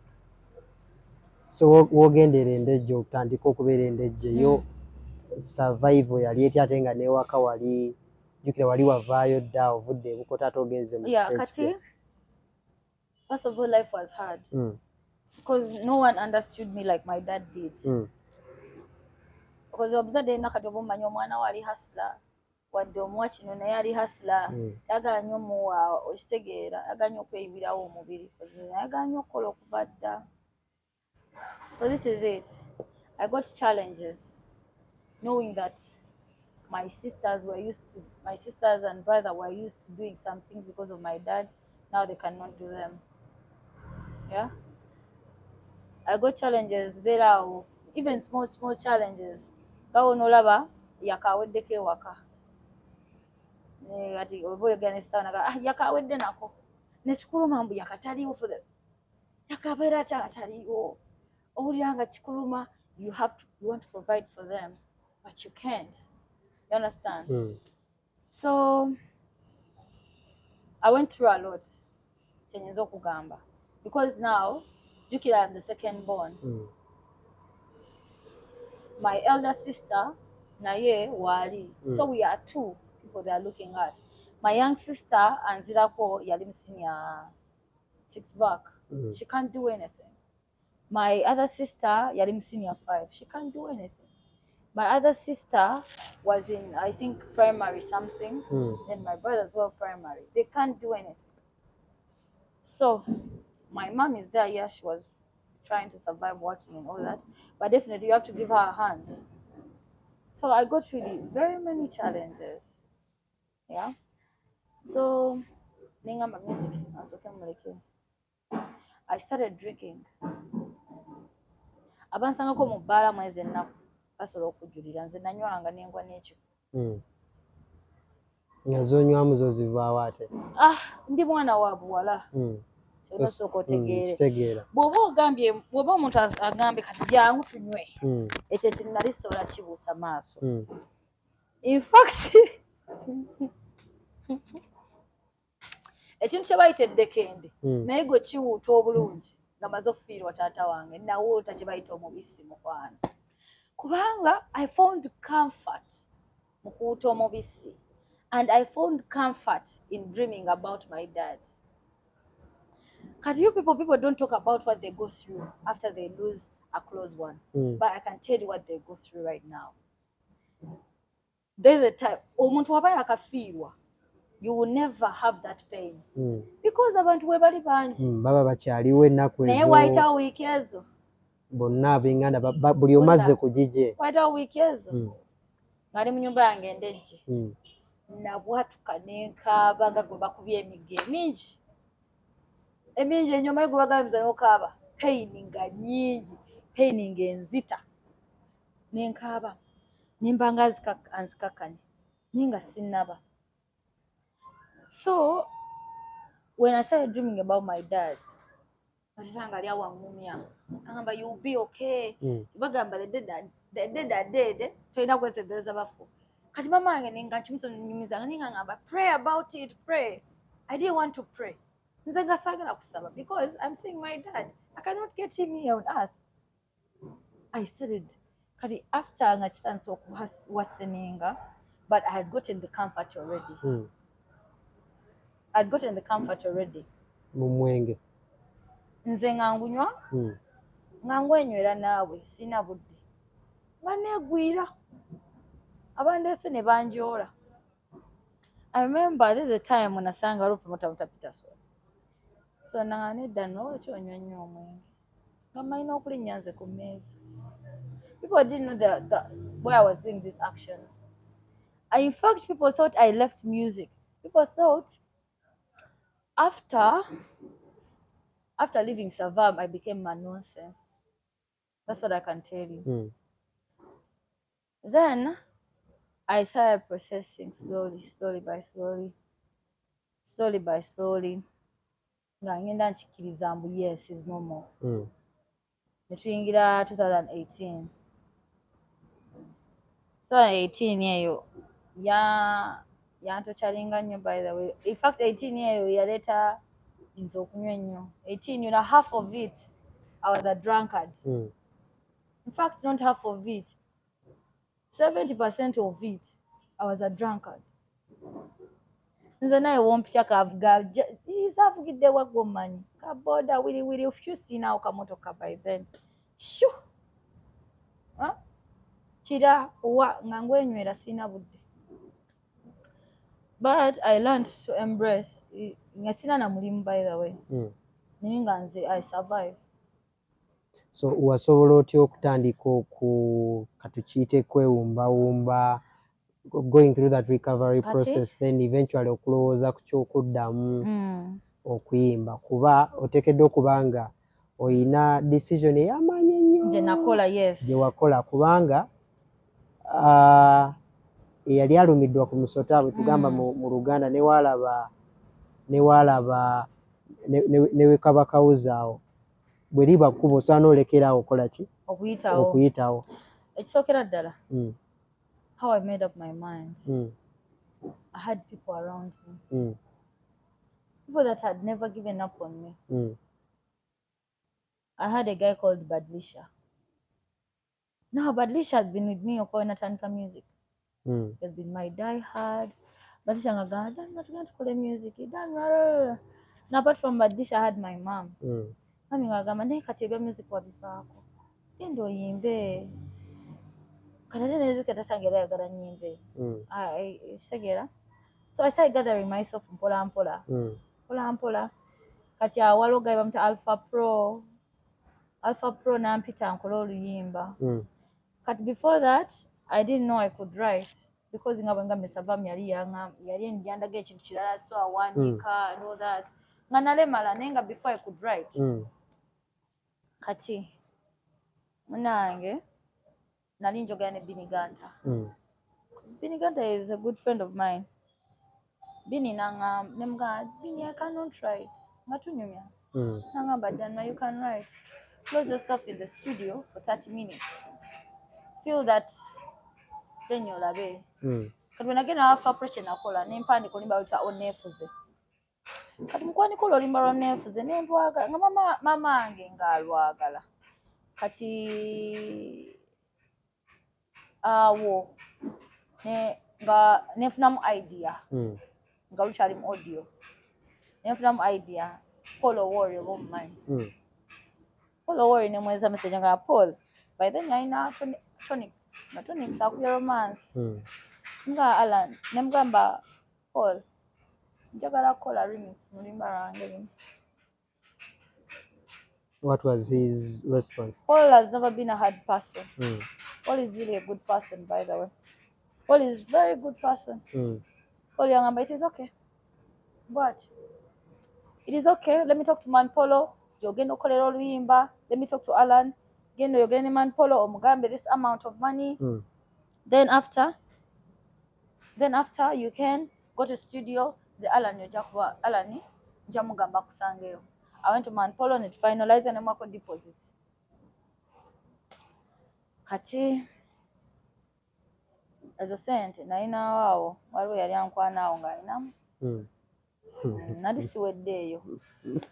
siweddeeyo nampa sente tuli mu bya nnaku kyokoleeta byakukwana anti kubanga mba nina okugamba sente gye zaava kituufu ng'ali alinamu okitegedde nampawo akasente ke nengamba thank you God nengenda nendipositinga we yakampa nenkadipositinga nengamba kati wemba nga ndipositinze kana akasente kangamba ono Paul agamba Paul nagamba Alan nasangayo.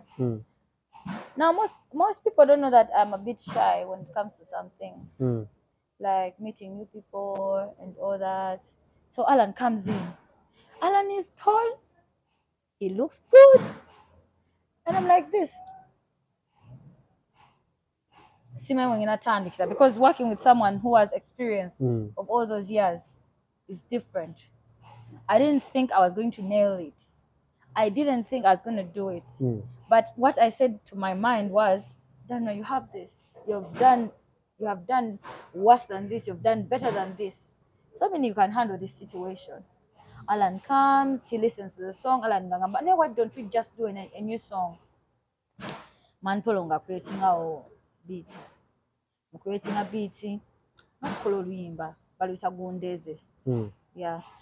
And take verses, and I actually didn't think he would like them because I thought because he's doing the sweetness and all that I can go rough. So olulima netulukola netuluma. Tebafulumirawo by the way. Nalukola mu 2018 ngaggwako. Nembeera nalo 2019. Ne shooting a video mu 2019. A video nagishootinga mu parts. Nakwata tonics ne shooting a parts ze zonna. Ze zange nenewo obudde. I wasn't mentally okay. So mu 2019 yawo nensalawo funa omulimu. Nenfuuka manager wa Beverly Hills kansanga. Yali ebbala yali eguddemuko. Nenjiza. Because I had the creativity. I had the brains to do that. I'm very good at marketing.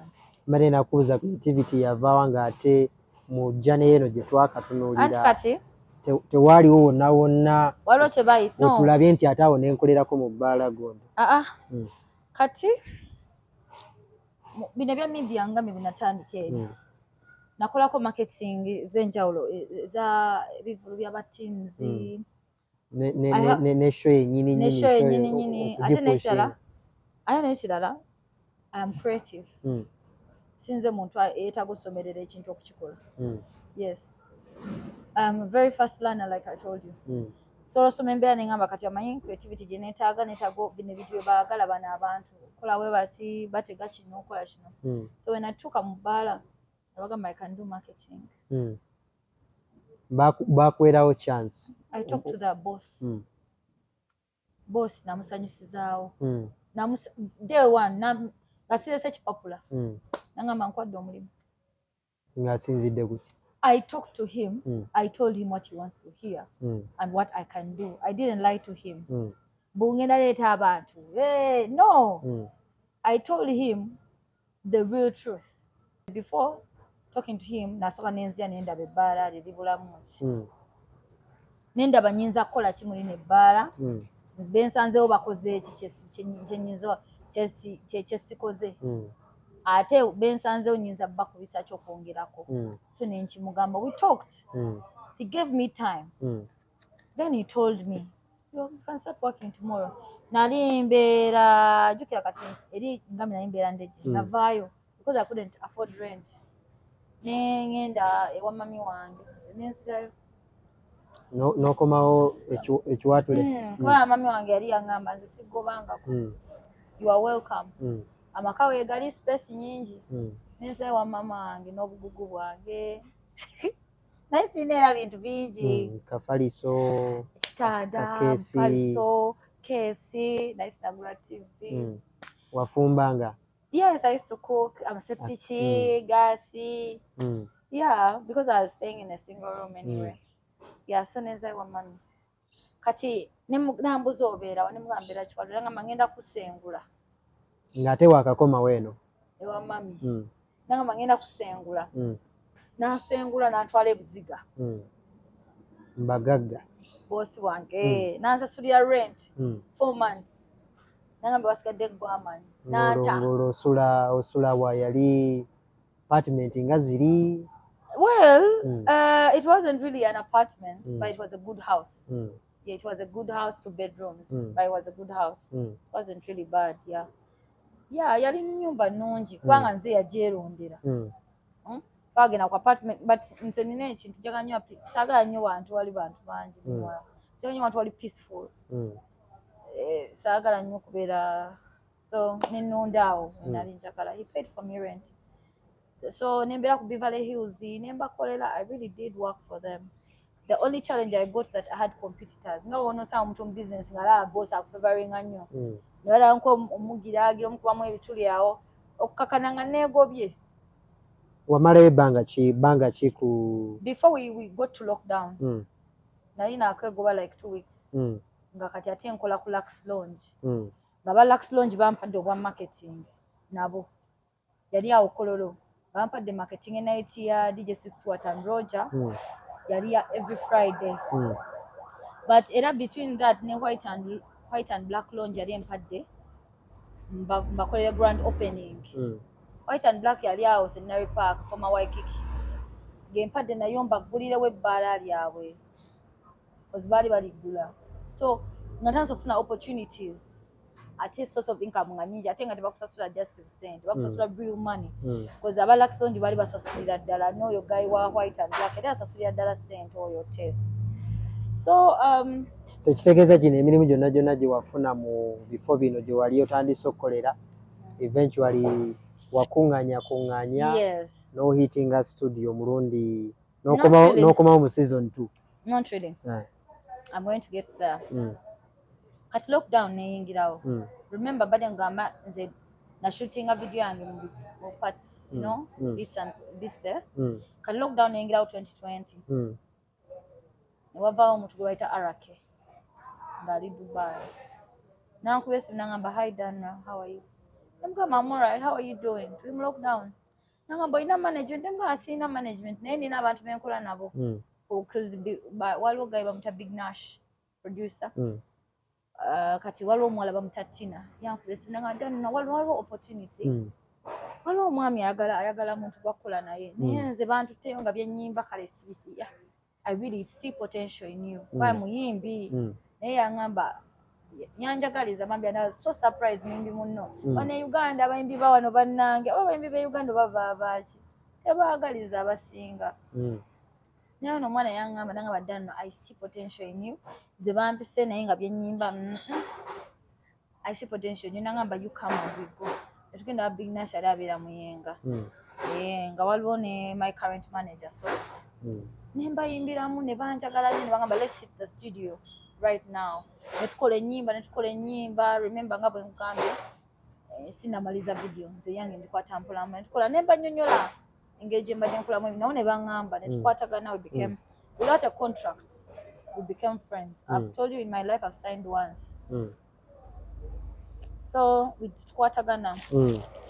Kati wabelawo twali awo omwami gwayita Arake ali Dubai na Arake Promotions nankubira nangamba hello Danra nangamba hello nangamba munaye nkimanyi tomumanyi nenze nkumanyi naliko Uganda bwe najja okubuuza bw'oli ku lafters zo premiering ne ba agent oluyimbawo tewandaga mbeera mbi ate wannyimbira bulungi olina management nangamba sina management right now but I have people I work with.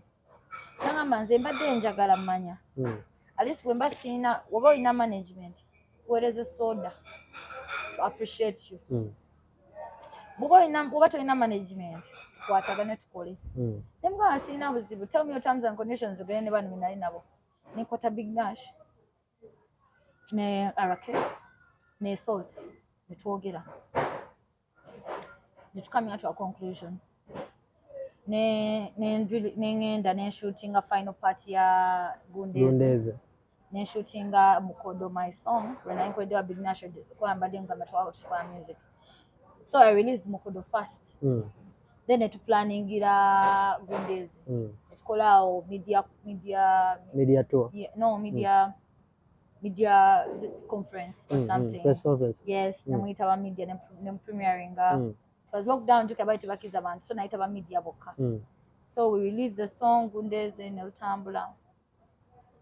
Then after some time I released the Bintu.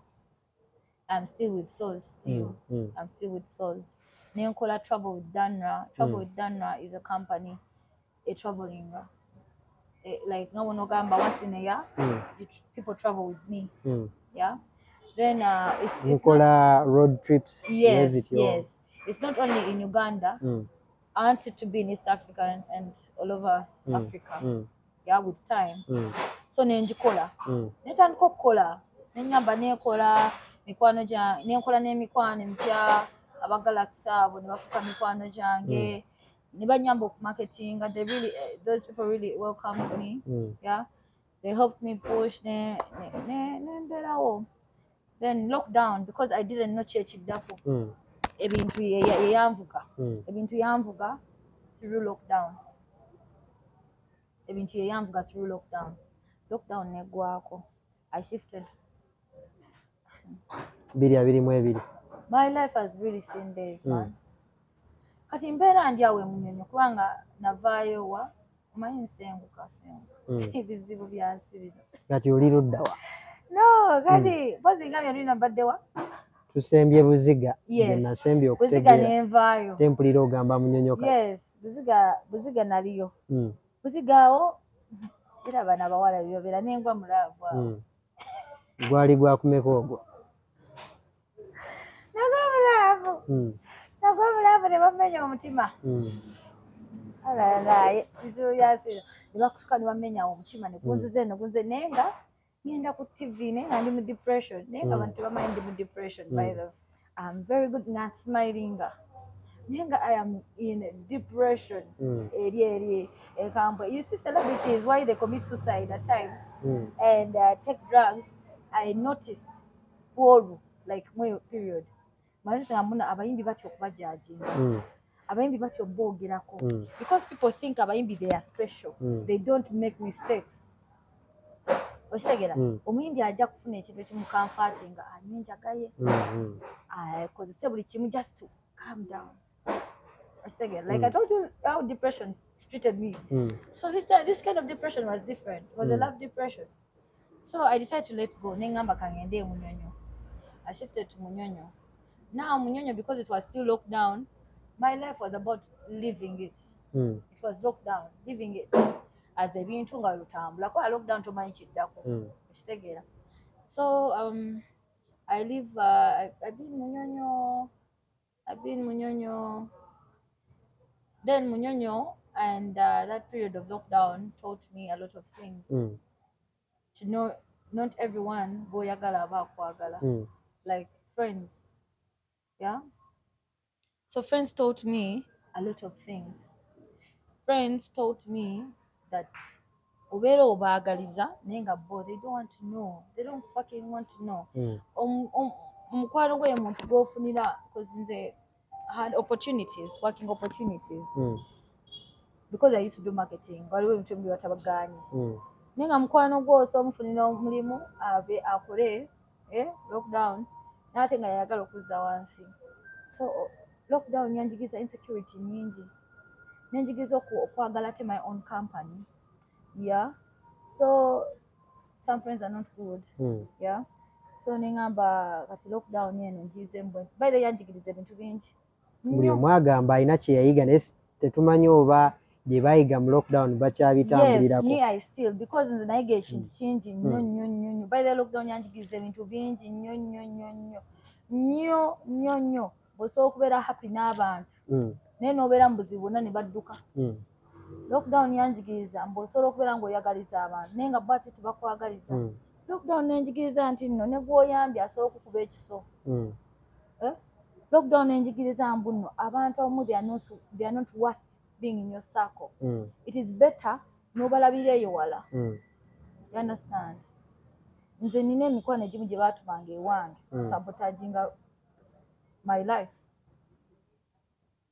But because ayinayo mukwano gwammanyi ate mukwano gwe nga kimanyi sirina mutima mubi ina abawala be banyumya naakunyumiza. You understand? So me right now I'm insecure. You can never find me mbu ntijja na mukwano. Sirina mikwano nze gya kutijja najo. Yeah. And I'm surrounded with a few people.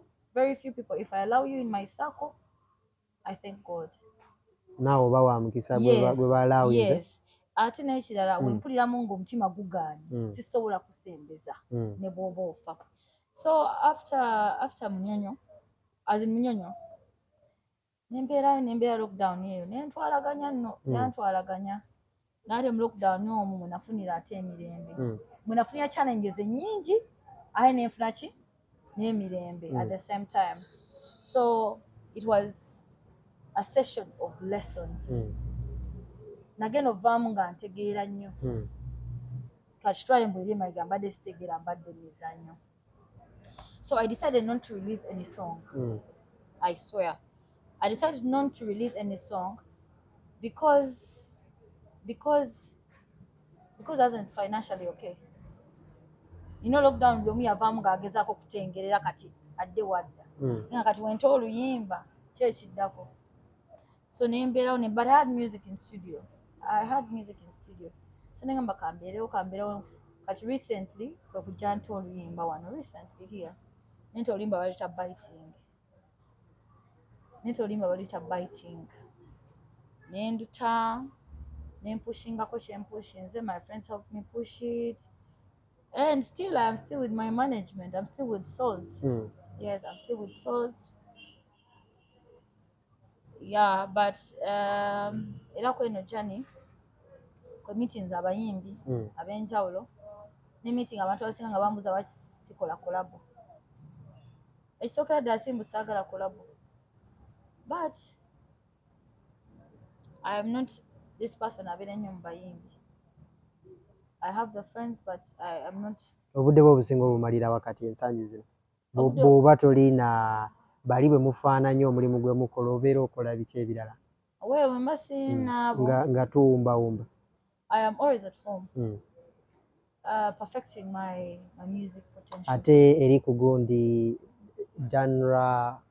Travel with Danra. Well, Travel with Danra eyo yo nayo nkikola. Ekyaliwo. Yes, ekyaliwo and I think this year we end of year we shall be going to Zanzibar. Ndoza tujja bba tugendera wamu. Yes, definitely you're invited. Diaspora connect you. Yeah. I always organize these trips because these trips I engage entertainment and tourism in one thing. And adventure. Yeah, as well. So Travel with Danra si yakuvaawo kati. Yakubeerawo nnyo. But it's a challenge at first in the right now, Jane facing I have to, since birthday off music, I have to focus more right now on music. So ever since you made that comeback, tuina enyimba zewakogerako biting, tuina biting, tuina nolimba ne DJ Pass from Rwanda. He was recently here with Bruce Melody and Element. I did this song against the Trace Awards recently. Zinezaka yes. Was it the other Saturday? Yeah, it was 19th, something like that. 15th. Yes, I was in Rwanda. So I went to Rwanda for Trace Awards. And of course, Pius is a good friend to my manager. And so netukola netugenda after then netugenda ku shooters is Barada Pius after party neyawa ne Bukoto shooters eri Rwanda. Yes, then nawe teyandibadde bwe kukikola mbadde manyi twavuddeyo dde Rwanda tukyali Rwanda tugenda ku shooters awo So pass nangamba, yo, let's go and do a song. Yeah, try ne Viper ranking because nagenda ne Viper ranking. Yeah, so eri wama bagiyita hunters embadde nzijidde mu mutwe. But then even before that, before me releasing the song, meanwhile, this is the time I lost love for music. Still again, before releasing the biting song, the recent song, yes, I lost love for music because kankubulira ekintu kyembadde sibagambye. Finally nga tuwumba. Yes. Twali kintu kiruma muyimbi ng'otekamu effort zo naye nga waliwo agezaako okuzissa wansi all the time. Bakopi kitabo in every angle. Okitegeera niba kintu kiruma ng'ekyo oli n'atuuka n'asasula n'omuntu ajja mu music wo mu kompyuta ye byonna ate nga bikutuukako. Tewali kintu ntekankulira abantu abamulaba bagamba bagenda leka music. It is because abayimbi bannaabwe bwe babaleetera obuvaamu. Abayimbi ba Uganda mweddeko. The reason as why tukyali mabega nnyo is because temwagaliza. Abayimbi ba Uganda temwagaliza. Okitegeera lwaki oba okeera ku makya lwakuba omuntu amanyi akusinga omumanyi okuyimba n'okeera ku makya n'osasula baleme kuba luyimba lwe oba n'omubadmouthinga oba n'obaawo kyokola. That is so wrong. Okitegeera me I went to Rwanda, people there beeyagaliza. Nigerians wachi bali wala nnyo beeyagaliza naye ffe wano e Uganda nkokola. So me had lost love for it until I met Viper ranking recently. Viper ranking nangamba we can work. Yeah, oyo Viper gola ntugenda mu studio Viper ng'akugamba ebyama bigabireke nga buli wamunyumiza ekikuluma because you don't have anyone to talk to but from your manager. Okitegeera nga buli wamunyumiza manager atuuka n'ekiseera nga ngamba Danra, let's do this ng'okikola naye nga love teriiwo. So until I met Viper ranking agamba Danra, you can do this. I got my love back. Nengamba omaika ante biting olulimba biting. So mukuluta after that then my manager got an invitation. Yeah. Yes. Then netugenda nengamba Viper we go. Netugenda. So that's where you met DJ Pius. That's where but Pius was here in Uganda before the Trace. So I had already met with him. We had already become friends. Yeah. So when we went there, just katugenda mu studio. Akaimba bakayita batake mwakoze ne DJ Pius. Mwaka release. Yes, it's out. It's called Jetem. It's DJ Pius featuring Danra and Viper ranking. So SAVAM already signed under management tugiyite tutya eyina erinnya teyina linnya. Well, I have a personal manager. Yes. He's called Salt. Yes. And for any you can call it billionaires club. But Billionaires Club Limited, you can call it that. But I am under a personal manager. Like manager ng'omuntu olugamba kati njagala Danra kankubire Salt. Yeah. What terms? Yes, definitely. Yes, between work plan, between paperwork, at guiding and a sort. Yes. So it is strictly business. Yes. It's just that he's a very good manager. He understood the artist he's working with. He's very patient and understanding. Yes. And business minded. So that's it. Sijja kubanga nkubuuza bino ebimu ebibuuza abantu bye batera okubuuza tusuubire concert biki because along the way kintu bwe kyekola ebintu bino byekola byokka byokka eventually naye nteekateeka kize mwina ng'oggyeko bino sofa bye mwakakolawo maybe muyinza okuba mwina already ebintu bye mutagetinga omwaka ogujja. It might be an album. Well, we are releasing a single very soon before this year ends. And you should keep it locked on my YouTube channel, my social media handles. Then we are also planning a night with Danra. A night with Danra, strictly live band. We're gonna do this once. It's not a concert. It's something I wish to do. Not every year. Every week, every month. No. Just this. It can be this year or next year in January. I just want it. kigenda beera mulundi gumu bwe guti. Yes, I want a night with Danra. I want to how is it called? Premiere the new music that I have to my fans, to my people, because it's break Zimbabwe is really healthy in the music industry. So when you do a night with Danra, at least you can give your fans the whole file. The whole file. Yes, the whole file of your work. Yes, and your potential. Yes, so I want to do a night with Danra. Yeah.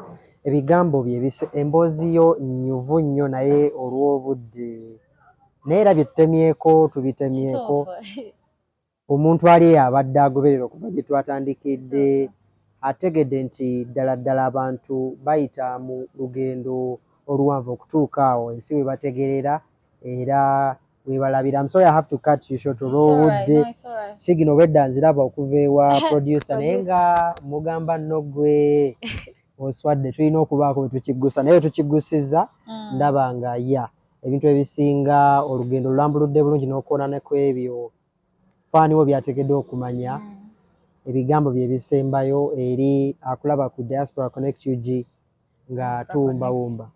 Kanziteko andabe bulungi. Atulaba ku Diaspora Connect UG amanya bamita Danra. Webale kwekuumirako ate era nga nkusuubiza ngenda kuwa music omulungi ate era nga mba abaana bali eyo nga olina ekirooto ky'okubeera ky'oyagala okubeera ogwa mu maanyi ekisinga okubeera ekikulu have the courage, and don't be around negative people. Negativity kills everything. You need those positive vibes around you to keep going. I've told you my story and kansuubire onoofunamu kyoyiga nammwe abazadde abali eyo kansuubire munaafunamu kye muyiga. However much obeera strict naye omwana wo oluusi oba olina omuwa chance akole ky'asobola okukola. At least wobanga owulira oli insecure you can support them n'obeerawo ku lwabwe. Then you can subscribe to my YouTube channel at Danra UG. Check out my new music. I have a new song with DJ Pass from Rwanda, Je t'aime. It's on his YouTube channel. Then my new song Biting, and of course I'm dropping a new single very soon. I love you so much. Please love my music. I'm called Danra, and on all social medias Danra UG. Thank you so much. I love you. Webale kukiriza kwogera naffe. Emboozi ebadde nnyuvu naye nga abantu bayita mu bintu bingi mu bulamu bw'ensi eno okutuuka wonna wonna w'obalabira. Tubadde ne Danra muyimbi Nasu na Daffy Mary Flavie erinnya nalikutte bwe tubadde ne wano ku Diaspora Connect UG.